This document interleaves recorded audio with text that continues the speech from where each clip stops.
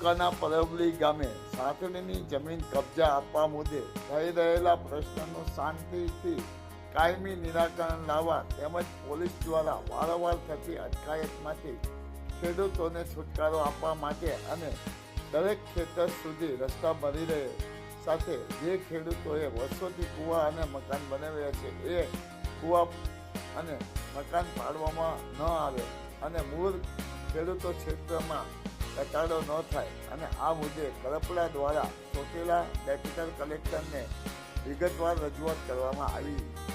લાભાર્થી ખેડૂતોને જમીન પૂર્ણ કરી દેવામાં આવે પરંતુ મૂળ ખેડૂતોને અન્યાય ન થાય તેની કાળજી રાખવા માટે પણ રજૂઆત કરવામાં આવી છે. માયાજાર ન્યૂઝ ચેનલ. હાલ ચોટીલા તાલુકાના પરબડી ગામે જે મૂળ ખાતેદાર ખેડૂતો હતા, જેને 5 વર્ષ 10 વર્ષ પહેલા સાંથણીની જમીન મળી છે, એવા લાભાર્થી ખેડૂતો આજે પરબડી ગામની અંદર નવા જે લાભાર્થી ખેડૂતો છે જેને હવે સાંથણીની જમીન આપવાની છે, આ ચોક્કસ લોકોને જમીન ફાળવવા માટે થઈ અને મૂળ ખાતેદાર જે ખેડૂત હતા એના જે કબજામાં જે ખેડૂત બેઠા છે, જે પોતાના ક્ષેત્રફળમાં બેઠા છે, એને ક્યાંક ને ક્યાંક ડીએલઆરના અધિકારીઓની ભૂલથી યા તો કોઈના પ્રેશરમાં આવી અને આ ખેડૂતોની જે જગ્યા છે એ જગ્યા બદલવા માટેનું પ્રેશર કરવામાં આવે છે. જે ખેડૂતોએ પોતાની જમીનમાં મકાન બનાવ્યા છે, કૂવા બનાવ્યા છે, એ જગ્યા છોડી અને એ જગ્યાને આગળ લઈ જવા માટે કહેવામાં આવે છે. બળજબરીપૂર્વક એ ખેડૂતનો કબજો ખાલી કરાવવાના ક્યાંક ને ક્યાંક પ્રયત્નો થાય છે.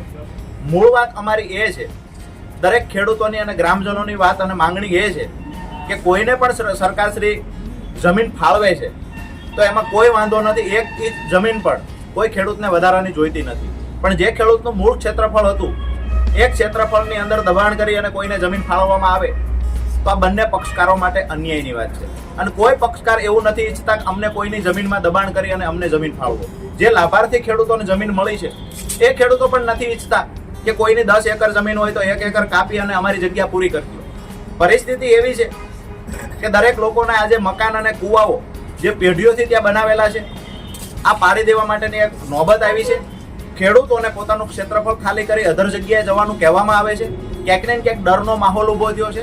એની સાથે ખરેખર જે રસ્તાઓ દરેક સર્વે નંબર સુધી પહોંચવાના છે, સૌથી મોટો વિકટ પ્રશ્ન આવનાર સમય માટે એ છે અને બે સમાજ માટે ઝઘડાઓ ઊભા થાય એવું આજે જે એક પરબડી ગામમાં જે કામ ચાલી રહ્યું છે, જેના કારણે ભવિષ્યમાં બે સમાજ વચ્ચે, બે લોકો વચ્ચે ક્યાંક ને ક્યાંક રસ્તાને લઈને પણ ઝઘડાઓ થઈ શકે એવું છે.